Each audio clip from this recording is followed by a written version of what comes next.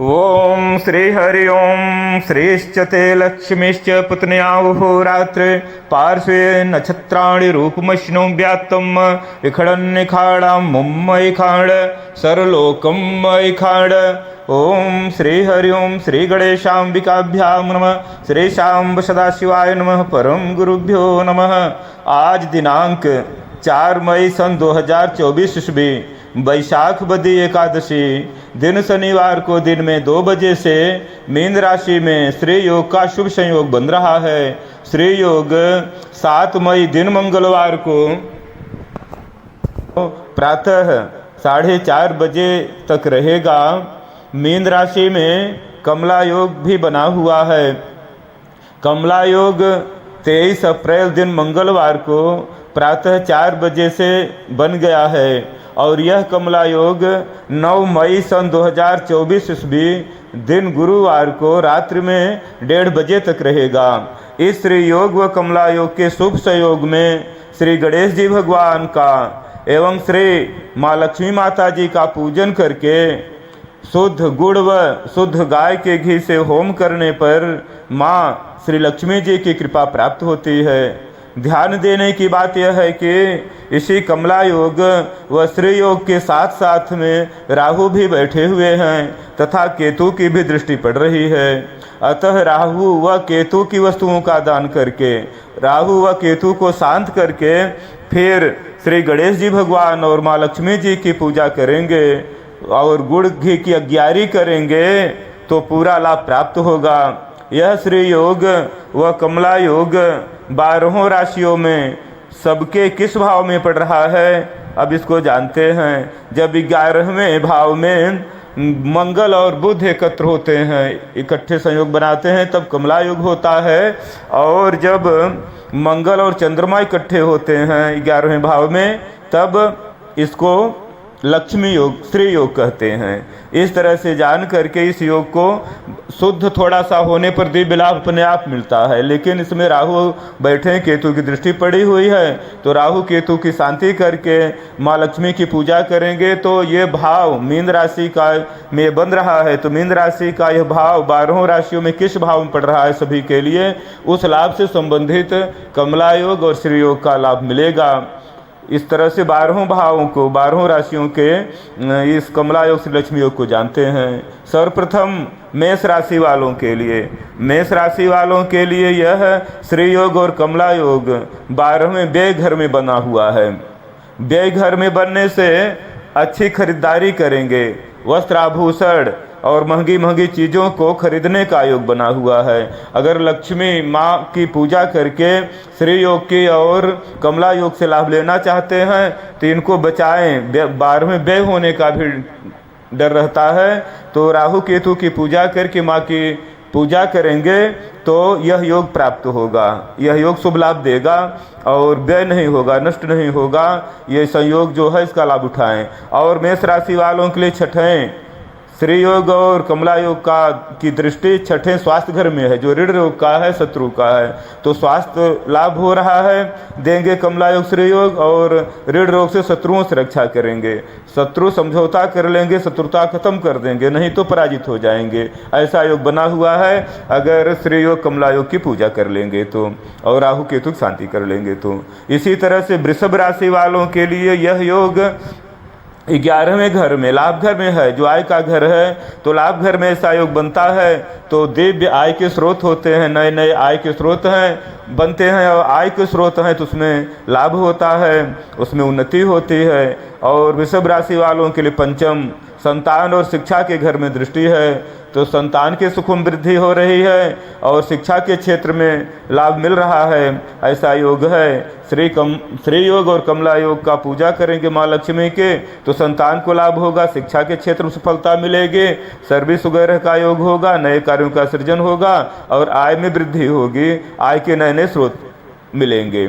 इस तरह से वृषभ राशि वालों के लिए यह संयोग है श्री योग कमला योग का। इसी तरह से मिथुन राशि वालों के लिए श्री योग और कमला योग बना हुआ है 10वें कर्म भाव में, जो पिता का घर, आजीविका का घर है, जो राजकीय कार्य की सफलता दिलाने वाला घर है, तो यहाँ बना हुआ है। तो यहाँ राहु केतु की शांति करके गणेश भगवान और माँ लक्ष्मी की पूजा करेंगे तो कर्म में सफलता अवश्य मिलेगी। और चौथे माता के घर में और सुख भाव में दृष्टि हुई है तो माता के सुख में वृद्धि होगी, भौतिक सुख में वृद्धि होगी, जो सांसारिक सुख है, साधन है, सब प्राप्त होगा मिथुन राशि वालों को।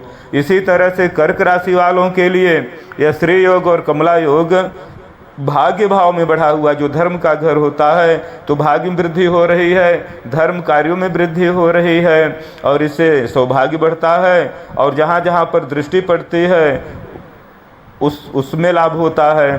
कर्क राशि वालों के लिए तीसरे पराक्रम के घर में और भ्राता छोटे भाई बहनों के घर में दृष्टि पड़ी हुई है तो इसमें उत्साह में वृद्धि होगी, भाइयों को सुख मिलेगा, पराक्रम और बल बुद्धि में, बल में, शक्ति में वृद्धि होगी। ऐसा कर्क राशि वालों के लिए एक श्री योग कमला योग लाभ प्रदान कर रहे हैं। और इसमें राहु केतु की शांति करके माँ लक्ष्मी पूजा करेंगे तो कर्क राशि वालों के लिए अवश्य लाभ होगा, क्योंकि कर्क के स्वामी चंद्रमा हैं। और इसी तरह से सिंह राशि वालों के लिए श्री योग और कमला योग 8वें आयु के घर में पड़ रहा है तो आयु की रक्षा करेंगे, भय से, चिंता से, घबराहट से, बेचैनी से रक्षा कर रहे हैं, निर्भीक बना रहे हैं। बस यही है कि 8वें यह योग कमजोर हो जाता है तो विशेष पूजा कर देंगे माँ लक्ष्मी के और गणेश भगवान की तो आयु में वृद्धि होगी।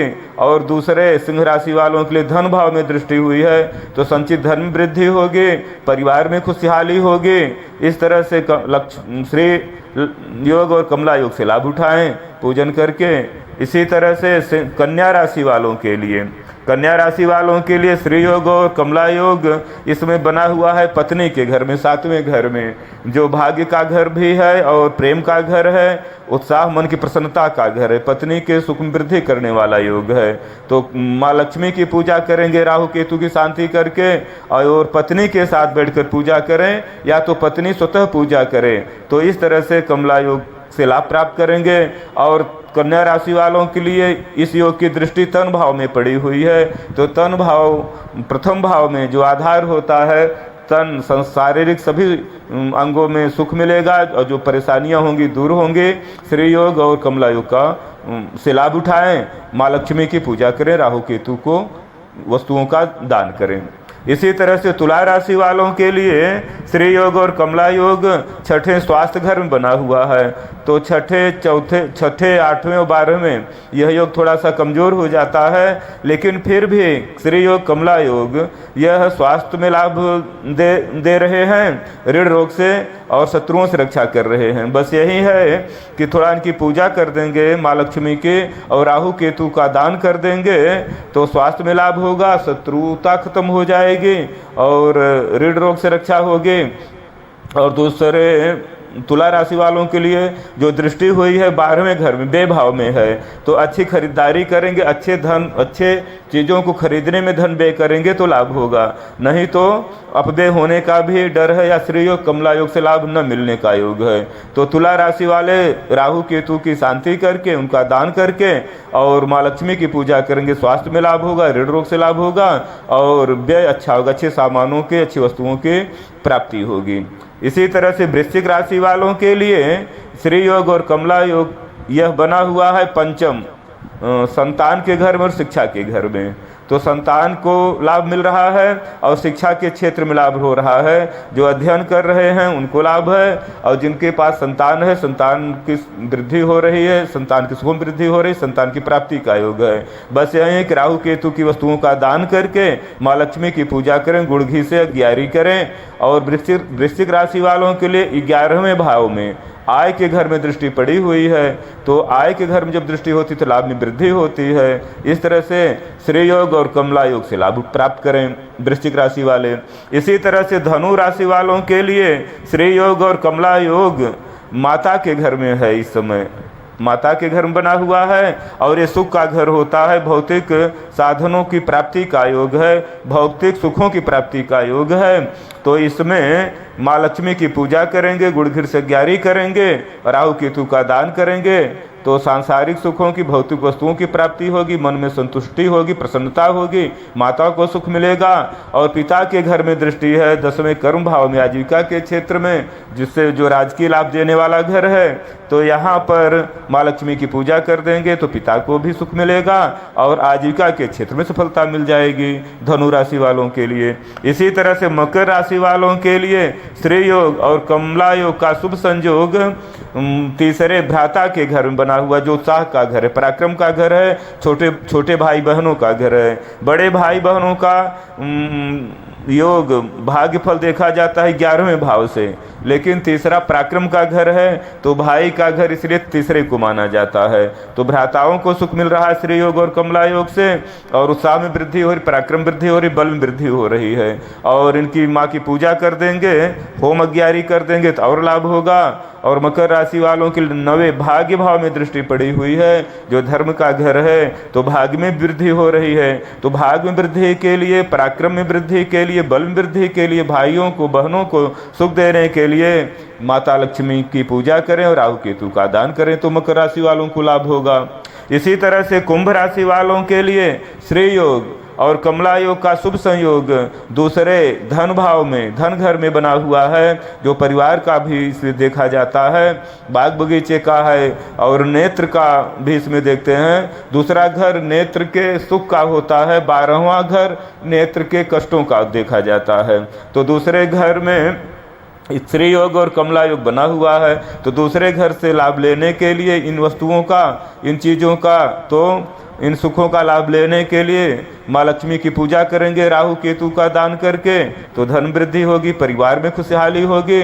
और आयु के घर में दृष्टि हुई है कुंभ राशि वालों के लिए, तो आयु में वृद्धि हो रही है, आयु की रक्षा हो रही है, भय चिंता घबराहट से भी रक्षा हो रही है। बस यही है कि राहु केतु का दान करके और माँ लक्ष्मी की पूजा करेंगे तो लाभ अवश्य मिलेगा। इसी तरह से मीन राशि वालों के लिए श्री योग और कमला योग का शुभ संयोग तन भाव में बना हुआ है, तो तन भाव की रक्षा हो रही है, आधार मजबूत हो रहा है, स्वास्थ्य ठीक हो रहा है और तन में जो बीमारियां हैं, परेशानियां वो दूर हो रही हैं। तो इसके लिए बस वही माता की पूजा करें, होम अज्ञारी करें, राहु केतु का दान करें। और मीन राशि वालों के लिए श्री योग कमला योग का शुभ दृष्टि पत्नी घर में है, जो प्रेम का घर है, भाग्य का घर है, तो पत्नी के सुखों में वृद्धि हो रही है, पत्नी के को प्रसन्नता मिल रही है। पत्नी भी अगर पूजा करेंगी माँ लक्ष्मी के साथ में बैठ कर के पत्नी, तो बहुत अच्छा लाभ मिलेगा। इस तरह से मीन राशि वालों के लिए तन भाव में और पत्नी घर में ये श्री कमला योग और श्री लक्ष्मी योग का शुभ संयोग बना हुआ है और दृष्टि पड़ रही है, तो ऐसा उपाय कर लेंगे, थोड़ा पूजन कर लेंगे तो लाभ होगा। यह श्री योग कमला योग रविवार को 5 मई को पूरे दिन रात्रि रहेगा।